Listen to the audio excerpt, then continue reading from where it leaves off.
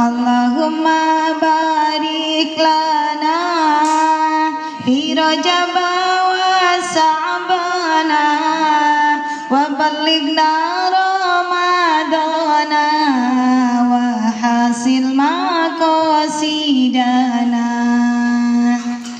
Rabbi fakina wa faki ahlana. Rabbi fakina wa faki ahlana. Rabbi alimna alladhi yanfa'una. Rabbi alimna alladhi yanfa'una. Assalamualaikum warahmatullahi wabarakatuh. Waalaikumsalam warahmatullahi wabarakatuh. Saya mau memberikan ilmu yang sangat padat, merayap, dan mudah-mudahan tepat sasaran, masuk ke dalam hati dan pikiran ibu dan bisa menjadi bekal buat Ramadan tahun ini. Amin. Walau mulutnya dijejeli makanan, mudah-mudahan telinganya masih bisa merekam semua yang saya suarakan dan bisa direkam, di-save dengan sempurna di otaknya masing-masing dan nuzul ke dalam hati sehingga bisa ibadah dengan sempurna di Ramadan tahun ini. Amin. Amin. Saya mau membawakan sebuah hadis yang karena waktunya singkat tidak perlu saya bacakan hadisnya, cukup kisahnya saja, bahwa dari hadis ini akhirnya rombongan ahli kitab Yahudi akhirnya masuk Islam, yang tadinya telah meneliti kitab-kitab yang sudah dibaca, yang sudah diwariskan oleh Nabi Musa, ditanyakan, disinkronkan dengan Nabi Muhammad Sallallahu Alaihi Wasallam. Hari ini saya mau ibu-ibu mendapatkan ilmu karena ini bekal buat bulan suci Ramadan. Dan nanti dicek sama ibu-ibu pun akan masuk di pertanyaan di kuis Ramadan, ya. Ibu yang dicintai oleh Allah, amin. Amin. Diriwayatkan dari Ali bin Abi Thalib, yaitu menantunya Nabi Muhammad Sallallahu Alaihi Wasallam.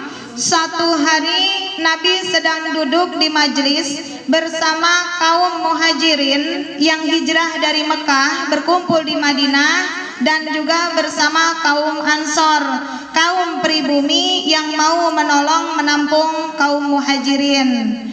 Di ketika sedang membagikan ilmu, tiba-tiba datang rombongan dari kaum Yahudi. Mereka datang meminta waktu kepada Rasulullah, dan di ketika itu mohon izin Rasulullah, kami ingin menanyakan sesuatu yang pernah datang kepada Nabi Musa dan nabi-nabi sebelumnya. Apakah benar juga datang kepadamu, wahai Muhammad? Ketika itu orang-orang Yahudi masih meragukan bahwa Nabi Muhammad SAW adalah Nabi akhir zaman. Rombongan ahli kitab dari kaum Yahudi ini bertanya beberapa hal. Mudah-mudahan ini juga jadi pertanyaan ibu-ibu, dan kalau sudah terjawab mudah-mudahan jadi bekal buat Ramadan tahun ini. Dan ayo dijadikan sebagai cara mengingatkan buat saudara-saudari kita supaya dalam ibadahnya saudara-saudari kita ada hablun, ada tali yang mengikat, dan itu nanti kita bisa terikat dalam persyarikatan pahala. Amin ya rabbal alamin. Yang pertama ditanyakan oleh rombongan Yahudi ini adalah mengenai sholat.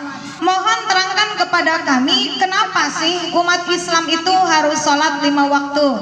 Rasulullah menjawab, kenapa sholat duhur dilaksanakan? Karena Allah memerintahkan ketika matahari mulai tergelincir, bertasbihlah dengan mensucikan nama Allah, dan dalam pelaksanaan sholat semuanya kalimat tasbih, takbir, tahmid alias kalimat berzikir mengingat kepada Allah. Maka itulah yang menjadi alasan kami umat Islam harus melaksanakan sholat duhur. Pun di waktu duhur api jahanam setiap hari dinyalakan. Orang-orang terdahulu yang matinya lewat kiamat maka sudah menikmati neraka dan surga. Namun baru sedikit diterangkan dalam surat Al-Waqiah, sullatun minal awwalin wa qalilum minal akhirin. Sullatun banyak, minal awwalin dari orang-orang awal, wa qalil dan sedikit minal akhirin dari orang-orang yang akhir. Nah, ini membuktikan bahwa sabda Nabi ini benar. Di setiap duhur api jahanam dinyalakan.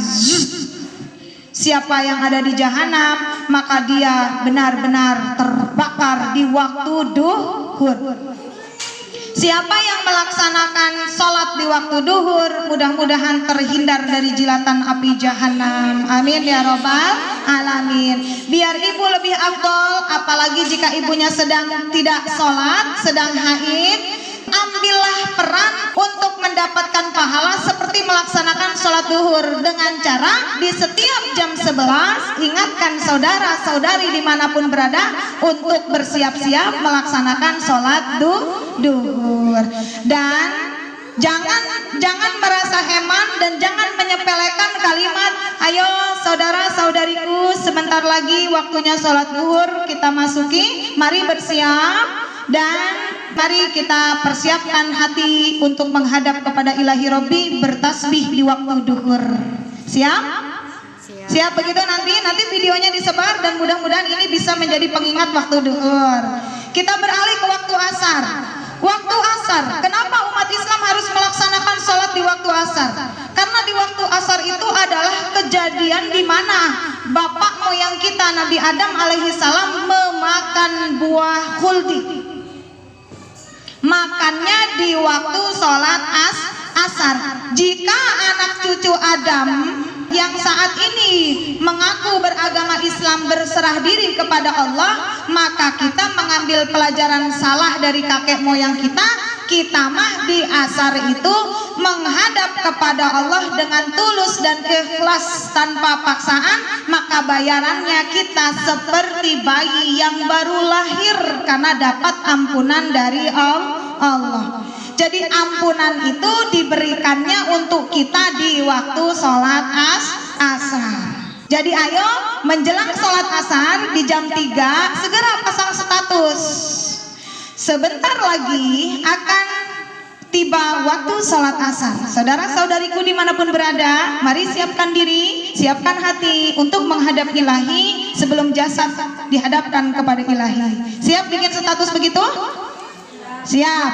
Jadi ucapkan selamat, kalau udah teng ganti lagi statusnya, selamat menunaikan ibadah sholat asar. Semoga kita mendapatkan ampunan dari Allah seperti bayi yang baru lahir. Amin ya robbal alamin. Ayo, dulur kita beda-beda, teman kita beda-beda, teman medsos kita berbeda-beda, statusnya boleh sama tapi penerimanya beda. Kalau udah nerima dari Bebe Prita, nerima juga dari Bu Imek, nggak jadi masalah, betul?